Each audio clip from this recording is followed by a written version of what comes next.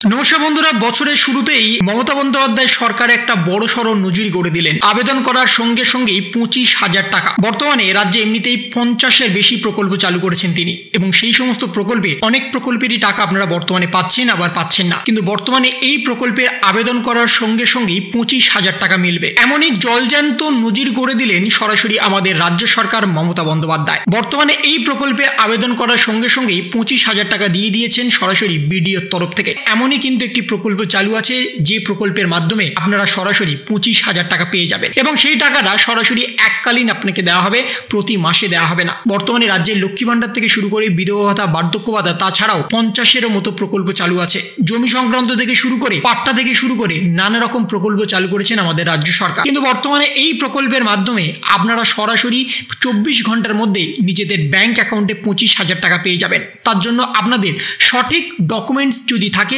তাহলেই কিন্তু আপনারা পাবেন, নতুবা আপনাদের দেরি হতে পারে, অথবা আপনারা নাও পেতে পারেন। কি সেই প্রকল্প, কারা কারা পাবেন, কিভাবে পাবেন, কোথায় আবেদন করবেন, এবং যদি আপনাদের প্রকল্পের টাকা না আসে তাহলে কোথায় গিয়ে যোগাযোগ করবেন, সেই সমস্ত কিছু কিন্তু জানানো হয়েছে। আবেদন করার সঙ্গে সঙ্গেই 25,000 টাকা। এই প্রকল্পে বড় নজির গড়ল মমতা সরকার। পশ্চিমবঙ্গ রাজ্য সরকারের তরফ থেকে গত কয়েক বছরে নতুন 50-এর কাছাকাছি প্রকল্প চালু করেছে। এইসব প্রকল্প রাজ্যের বাসিন্দাদের জন্য।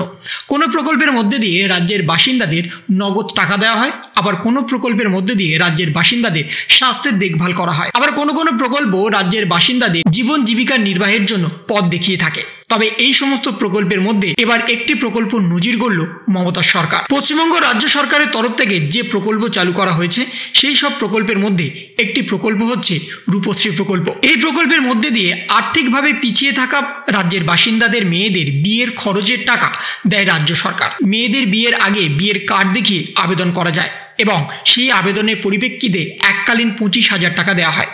পশ্চিমবঙ্গ রাজ্য সরকারের এই প্রকল্পে এবার একটি নজির গড়ল সরকার। আবেদনের মাত্র কয়েক ঘন্টার মধ্যেই আবেদনকারী পেয়ে গেলেন 25,000 টাকার চেক। বহু ক্ষেত্রে এই প্রকল্পে আয়তায় টাকা পাওয়ার ক্ষেত্রে নানা ধরনের অভিযোগ উঠে আসে।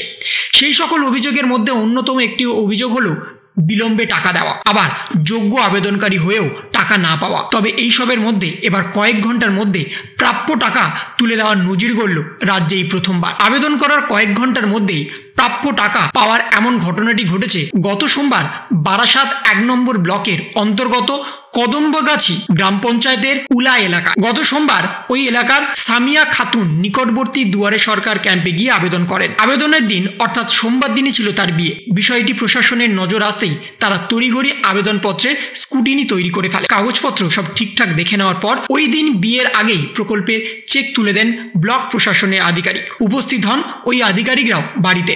সেখানেই তার হাতে তুলে দেওয়া হয় 25,000 টাকার চেক। সকালে আবেদন করে রাতে টাকা পেয়ে গেলেন। এমনই নজির গড়ল রূপশ্রী প্রকল্পের এই প্রথমবার।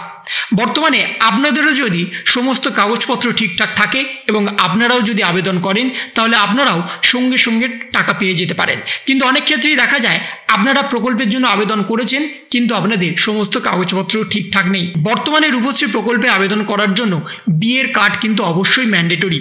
বিয়ের কার্ড যদি না থাকে তাহলে কিন্তু আপনারা আবেদন করতে পারবেন না। বিয়ের কার্ড, পাত্র এবং পাত্রীর উভয়ের ছবি, পাত্রের পরিবারের সমস্ত ডিটেলস, পাত্রীর পরিবারের সমস্ত ডিটেলস, আধার কার্ড, ভোটার কার্ড, সমস্ত ডিটেলস যদি আপনাদের কাছে থাকে, তবে যদি আপনারা আবেদন করেন তাহলে কিন্তু সঙ্গে সঙ্গে আপনারা টাকা পেয়ে যেতে পারবেন।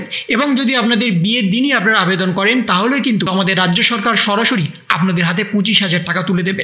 এমনই কিন্তু ইতিমধ্যেই একটা নজির করে ফেলেছে আমাদের রাজ্য সরকার মমতা বন্দ্যোপাধ্যায়। তাই বর্তমানে যদি আপনারা রূপশ্রী প্রকল্পের জন্য আবেদন করতে চান, তাহলে আপনারা দুয়ারে সরকার ক্যাম্পেও আবেদন করতে পারবেন, বিডিওতে আবেদন করতে পারবেন, গ্রাম পঞ্চায়েতে গিয়েও আবেদন করতে পারবেন, এসডিওতে গিয়েও আবেদন করতে পারবেন।